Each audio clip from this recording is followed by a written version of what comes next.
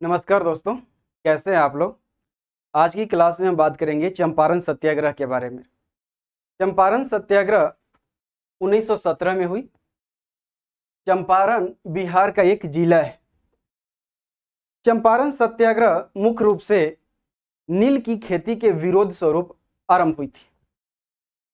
विरोध का कारण था तिनकटिया पद्धति। प्रश्न यह है कि तिनकटिया पद्धति क्या था। यहाँ पे जो बोर्ड पे लिखा हुआ है सिर्फ की पॉइंट लिखा हुआ है और इसी की पॉइंट को हम एक्सप्लेन करेंगे, और जो एक्सप्लेन करेंगे वो सारा पीडीएफ में लिखा हुआ है। पीडीएफ डिस्क्रिप्शन में दिया हुआ है, पीडीएफ का लिंक, वहां से पीडीएफ पढ़ सकते हैं।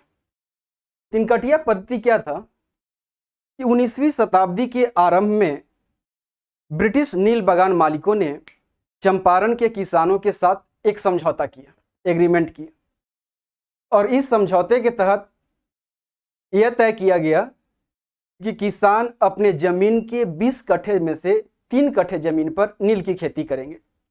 इसी को कहा गया 3 कट्ठिया पद्धति। 20 कट्ठे में से 3 कट्ठे पे क्या करेंगे, नील की खेती करेंगे। इसी को कहा गया 3 कट्ठिया पद्धति। यह एग्जाम बार बार पूछता है कि 3 कट्ठिया पद्धति का क्या तात्पर्य था। तो 3/20वें भूभाग पर नील की खेती करना, यानी 20 कट्ठे में से 3 कट्ठे खेत पर नील की खेती करना अनिवार्य किया गया। जब किसानों ने समझौता कर लिया तो अब उन्हें नील की खेती करनी होगी। नील का प्रयोग किया जाता था कपड़ों को रंगने के लिए, दीवार को रंगने के लिए। तो किसानों ने समझौता किया, इसलिए किसानों ने समझौता कर लिया था कि उन्हें लगा कि नील की खेती करेंगे तो मुनाफा होगा, लेकिन ऐसा हुआ नहीं। जब किसानों ने नील की खेती करना शुरू किया तो पहले तो पाया कि नील की खेती करना अन्य फसल की तुलना में बहुत इसमें कठिनाई है, बहुत इसमें मेहनत लगता है, इसमें पानी की बहुत आवश्यकता होती है नील की खेती करने में। तो साथ ही जब नील का उन्होंने उत्पादन किया किसानों ने, तो उसके बाद ब्रिटिश नील बागान मालिकों ने सस्ते कीमत पे किसानों से नील की खरीदारी कर ली। परिणाम यह हुआ कि किसानों को नील उत्पादन का कोई मुनाफा नहीं मिला। मुनाफा तो बड़ी दूर की बात है, जो उन्होंने लागत लगाई थी वो लागत भी रिटर्न नहीं आई, और यही स्थिति प्रत्येक वर्ष होने लगी।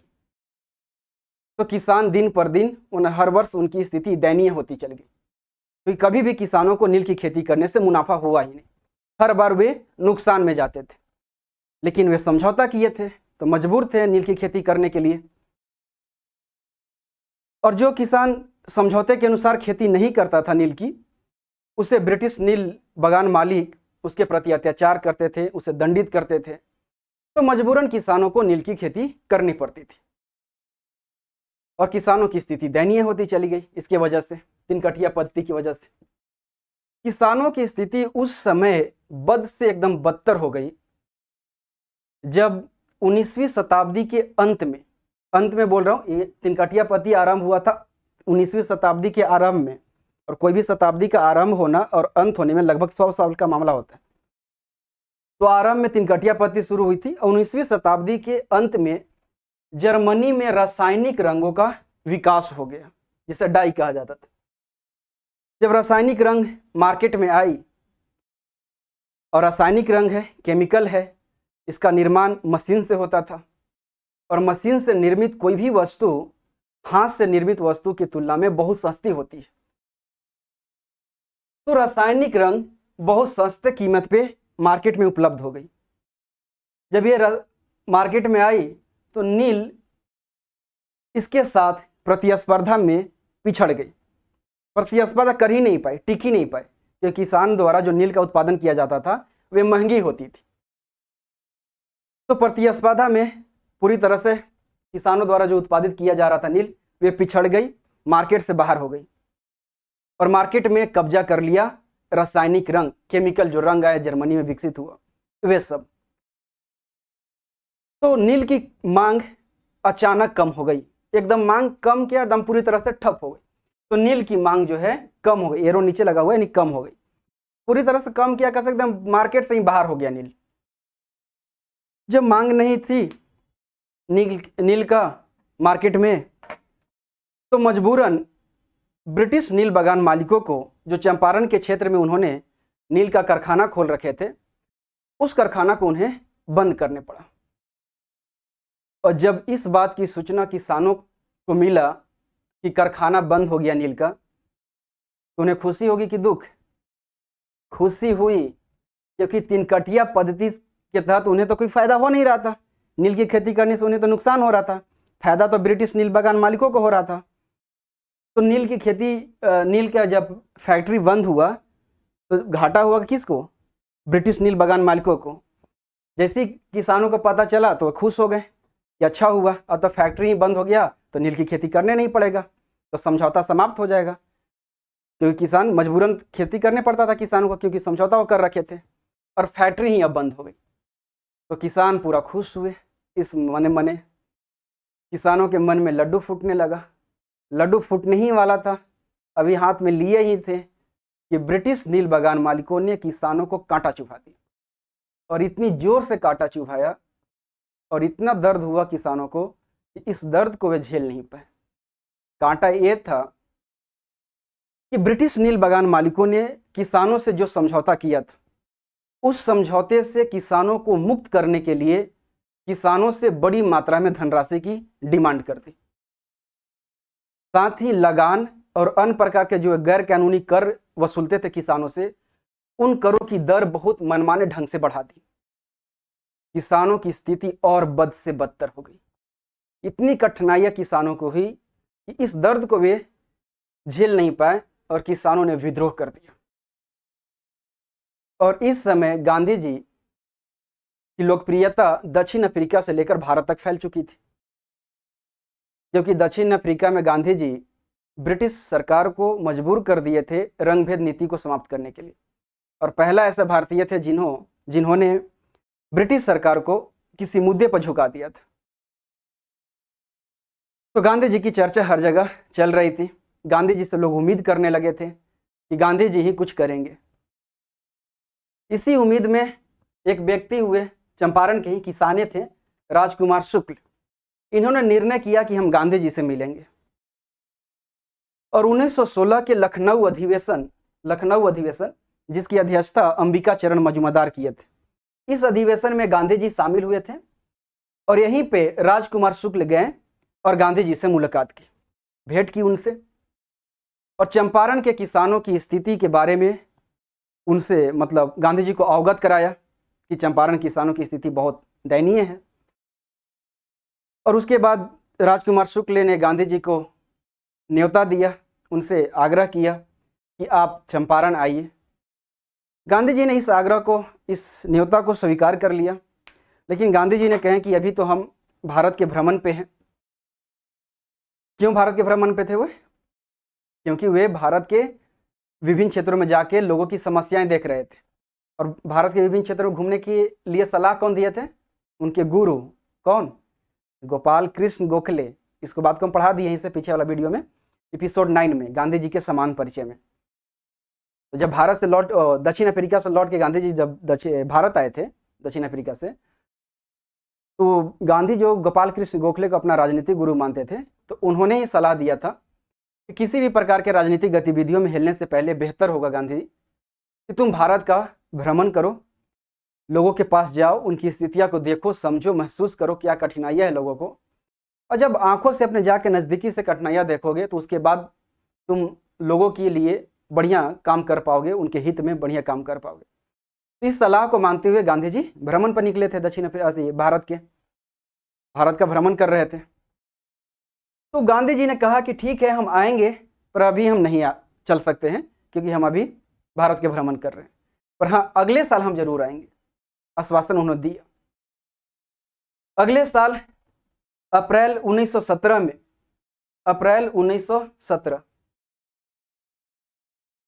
अगले साल उन्होंने अप्रैल 1917 में गांधी जी चंपारण आए राजकुमार शुक्ल के आग्रह पर। जब गांधी जी चंपारण आए तो उनके स्वागत में, मोतिहारी स्टेशन पे वे उतरे थे, ट्रेन से गए थे, उनके स्वागत मोतिहारी चंपारण में ही है, तो उनके स्वागत के लिए बड़ी संख्या में लोग आए थे, पूरे किसान एकदम पूरा आए थे स्टेशन पे। इतनी भीड़ लगी थी कि स्थानीय प्रशासन उस भीड़ को देख के चौंक गए कि एक व्यक्ति के लिए इतनी भीड़, कौन है गांधी? स्थानीय प्रशासन ने गांधी को कहा कि जिस तरह से आप आए हैं उसी तरह से वापस आप लौट जाइए। गांधी जी ने कहा कि नहीं जाएंगे, अपने देश में मैं घूमने आया हूँ, यहाँ के लोगों से मिलने आया हूँ, यहाँ की स्थितियाँ देखने आया हूँ, तो अपने देश में घूमना कोई अपराध थोड़े ना है। मैं यहाँ पे अपराध थोड़े ना कर रहा हूँ कि हम वापस चले जाएं। गांधी जी ने जाने से मना कर दिया। उसके बाद वो चंपारण किसानों की स्थिति को देखा, समझा और चंपारण सत्याग्रह की शुरुआत कर दी। जब चंपारण सत्याग्रह की शुरुआत की तो इस दौरान उन्हें जेल भी जाना पड़ा, कई बार कोर्ट में जाने पड़ा, लेकिन पूरा अंतिम रूप से निर्णय यही हुआ कोर्ट में भी कि गांधी जी को आंदोलन चलाने दिया जाए, सत्याग्रह करने दिया जाए, क्योंकि ये अहिंसात्मक तरीके से अपनी बात रख रहे हैं, तो हिंसा हो नहीं रही है, कोई दंगा हो नहीं रहा है, तो क्यों गांधी जी को हम गिरफ्तार करें। गांधी जी को फिर छोड़ दिया गया। ब्रिटिश सरकार ने भी स्थानीय प्रशासन को कहा कि जो गांधी जी को वापस जाने का आदेश दिए हो उस आदेश को वापस ले लो, तो वापस हो गया। और फिर गांधी जी ने पूरी मजबूती के साथ चंपारण सत्याग्रह को आगे बढ़ाया और गांधी के नेतृत्व में किसानों ने पूरी एकजुटता दिखाई और आंदोलन पूरा प्रबल होने लगा, मजबूत होने लगा। तो ब्रिटिश सरकार को चिंता होने लगी और ब्रिटिश नील बागान मालिकों को भी चिंता होने लगी। और ब्रिटिश नील बागान मालिक जो थे वे सोचने लगे कि अगर गांधी जी को न रोका जाए तो ये आंदोलन रुकने वाला नहीं है, तो गांधी जी को कैसे रोका जाए, गांधी जी को रास्ता से हटाने पड़ेगा। तो नील बागान का एक प्रबंधक था, ब्रिटिश प्रबंधक इरविन, उसने योजना बनाए कि गांधी जी को जान से मार देंगे। और उसने योजना क्या बनाई कि गांधी जी को हम अपने यहाँ खाने के लिए बुलाएंगे, भोज पर बुलाएंगे यानी खाने के लिए, और उस खाना में हम जहर दे देंगे और गांधी जी की मृत्यु हो जाएगी। पूरा योजना बना ली इरविन ने। उसके बाद जाकर गांधी को आमंत्रित किया कि मेरे घर आइए रात्रि भोज पे। गांधी जी ने इस आमंत्रण को स्वीकार कर लिए और रात्रि भोज पे चले गए। इरविन ने अपने रसोइया जो उनके यहाँ खाना बनाता था, उसका नाम था बतक मियाँ, बतक मियाँ को बोला कि दूध में जहर मिलाकर गांधी जी को परोस दो पीने के लिए। और रसोइया है तो स्वाभाविक है कि मतलब कि वो आर्थिक दृष्टि से कमजोर होगा, खाना बनाने वाला काम कर रहा है। तो इरविन ने उन्हें लोभ भी दिया कि हम तुम्हें देंगे अब पैसा, जमीन, ये सब लोभ दिया पूरा कि मान जाएगा और कार्य को अंजाम दे देगा। लेकिन बतक मियाँ की इंसानियत इस लोभ से ऊपर उठ गया। पूरा दुविधा में बतक मियाँ आ गए। बतक मियाँ ने दूध में जहर तो मिलाई, लेकिन उनकी आत्मा उन्हें आवाज नहीं दी कि ऐसा गलत काम करो। इसके बाद बतक मियाँ भागते हुए गांधी जी के पास गए और गांधी जी को बता दी कि दूध मत पीजिएगा, उसमें जहर मिलाया हुआ है। तो योजना का हो गया पर्दाफाश। गांधी जी दूध नहीं पिए, गांधी जी बच गए। बधाई हो, गांधी जी बच गए। सभी को बधाई दे रहा हूँ, मैं अपने आप को भी बधाई दे रहा हूँ कि गांधी जी नहीं बचते तो उनके बारे में कैसे पढ़ते। इतनी महान व्यक्तित्व है गांधी जी का, जिसे हर कोई सीखता है उनकी विचार से, उनकी रणनीति से। तो गांधी जी बाल बाल बच गए, न तो चले जाते। बचे किनकी वजह से? बतक मियाँ की वजह से। उसके बाद अंग्रेजों ने बतक मियाँ के साथ बड़ा अत्याचार किया, इन्हें भूमि से बेदखल किया, दंडित किया। एग्जाम में बार बार प्रश्न अभी पूछा जा रहा है। 68वीं बीपीएससी 2022, 69वीं बीपीएससी 2023 सितंबर में ही एग्जाम हुआ। अभी मैं क्लास अक्टूबर में ले रहा हूँ। तो उसमें भी पूछा गया कि बिहार के किस रसोइया ने चंपारण सत्याग्रह के दौरान गांधी जी की जान बचाई थी? बतक मियाँ ने। तो गांधी जी बच गए। उसके बाद उन्होंने आंदोलन छोड़ा नहीं, आंदोलन जारी रखा और मजबूती के साथ आंदोलन चलने लगा, पूरे प्रबल के साथ। तो आंदोलन जब पूरी मजबूत होने लगा तो परिणाम यह हुआ कि ब्रिटिश सरकार विवश होकर इस मामले की जांच के लिए एक समिति बनाई, चंपारण कृषि जांच समिति, जिसके अध्यक्ष थे, जुलाई में इन्होंने बनाए थे, जुलाई 1917 में समिति बनी थी। अध्यक्ष थे FG सलाई। सदस्यों में Gandhi ji, DJ read, DJ नाम सुन के दम लग रहा होगा कि अब डीजे बजेगा, है ना? कि बिहार में ना, बिहार यूपी में डीजे खूब बजते हैं ना। बाराती में डीजे नहीं बजा, बाराती बेकार, है ना? जो बिहार के होंगे तो उनकी तो हम डीजे नाम सुन के हाथ थरक रहा हो एक बार डीजे हो ही जाए, है ना। जैसे बारात में, यहाँ के बिहार के या यूपी के बारात में डीजे की इतनी महत्व है जैसे सब्जी बनाने में नमक का महत्व है। यदि सब्जी में नमक ना डाला जाए तो सब्जी बेकार, उसी तरह बारात में अगर डीजे नहीं बजा तो बारात बेकार। कोई बारात गया है और उसे पूछिए कि कैसा रहा बारात, कैसा था, बेकार था, डीजे नहीं था, डीजे नहीं था बेकार था। बाकी कुछ भी हो, डीजे नहीं है बेकार हो, डीजे हो उस पर नागिन डांस ना हो तो और बेकार हो। डीजे आया क्यों था, नागिन डांस नहीं बजा, पूरा मार हो जाएगा। तो ये वो डीजे नहीं है, डीजे इनका नाम था, डीजे रीड। अन्य भी सदस्य थे, अन्य सदस्यों के भी नाम याद रखिएगा, प्रश्न पूछता है। तो उसमें थे एलसी अदामी, एक व्यक्ति हुए EL टैनर, एक नारायण सिंह, इनका पूरा नाम था हरि प्रसाद नारायण सिंह। अन्य सदस्यों के भी नाम याद रखिएगा, एग्जाम में पूछ दिया है, कई बार एग्जाम पूछा हुआ है कि चंपारण कृषि जांच समिति में निम्नलिखित में से कौन सदस्य शामिल नहीं थे। उसे ऑप्शन आपको चुनना होता है। तो अन्य सदस्य, गांधी जी तो सबको ही याद रहता है, उसमें अन्य भी याद रखिएगा नाम। ये भी 69वीं BPSC में प्रश्न पूछा हुआ है कि चंपारण सत्याग्रह जब चली तो उससे मजबूर होकर कि ब्रिटिश सरकार ने इस समस्या के समाधान के लिए क्या कदम उठाया। तो चंपारण कृषि जांच समिति बनाई। इस समिति ने फिर अपनी सिफारिशें सरकार के सामने रखी और बताया कि किसानों की समस्याएं और उनकी मांगे एकदम सही है। इसके बाद ब्रिटिश सरकार ने 1918 में चंपारण कृषि कानून पारित की और इसके तहत तिनकटिया प्रथा का सदा के लिए अंत कर दिया गया। इस क्षेत्र से तिनकटिया प्रथा समाप्त, प्रथा की कहिए या पद्धति कहिए, तिनकटिया प्रथा समाप्त हो गया। ये भी एग्जाम में पूछा हुआ प्रश्न है, चंपारण कृषि कानून कब पारित हुआ था, 1918। साथ ही ब्रिटिश सरकार ने ब्रिटिश नील बागान मालिकों को कहा कि आप जो अवैध रूप से किसानों से वसूली किए हैं उस वसूली का 25% किसानों को वापस दीजिए। और इसके लिए नील बागान मालिक राजी भी हो गए थे, वापस भी किसानों को किया गया जो अवैध वसूली कर लिए थे बागान मालिक। तो इस तरह से चंपारण सत्याग्रह सफल रहा। चंपारण सत्याग्रह की सफलता से प्रसन्न होकर, अभिभूत होकर, खुश होकर रविंद्रनाथ टैगोर ने गांधी जी को महात्मा की उपाधि दी। जो हम लोग बोलते हैं ना महात्मा गांधी, महात्मा उनका नाम नहीं है, उपाधि है। और उस उपाधि को किसने दिए थे, रविंद्रनाथ टैगोर ने।